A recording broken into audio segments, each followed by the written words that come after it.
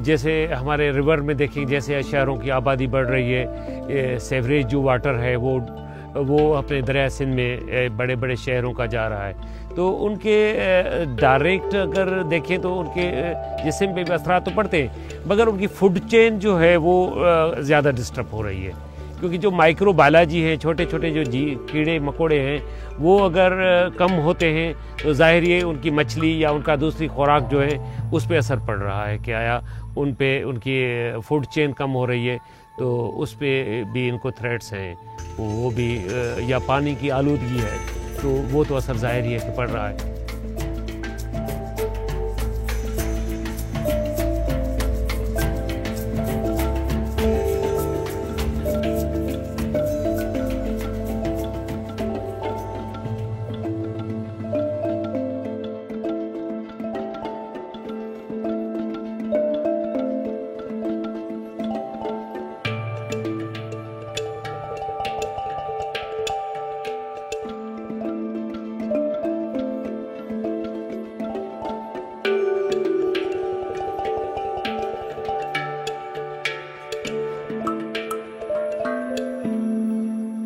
इनको जो बड़ा थ्रेट से अभी इलीगल फिशिंग है,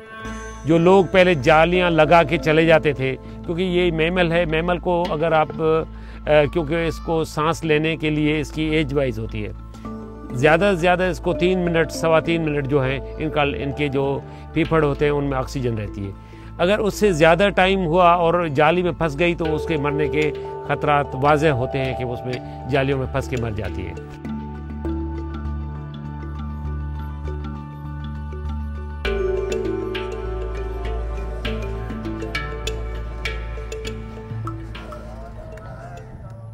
बहुत हिफाजत करते हैं, इसको समझते हैं कि भाई डॉल्फिन एक काम वाली चीज़ है, ये हमारे सिंध का दरिया सिंध की श्रृंगार है। जैसे औरत को मेकअप किया जाता है ना, ये हमारे सिंध की मेकअप है, मेरा समझो ये है तो दरिया सिंध है, ये इतनी खूबसूरत चीज़ है। जाल में भी कुदरती बंदा गाड़ी चलाता लग जाती है, खुद तो नहीं मारता, हाँ कोई फंस गई होगी, मैं इसकी दावा नहीं करता हूँ, मगर ज़्यादातर इसको बहुत इसमें ताकत है, हीट है, ये नहीं फंसती है।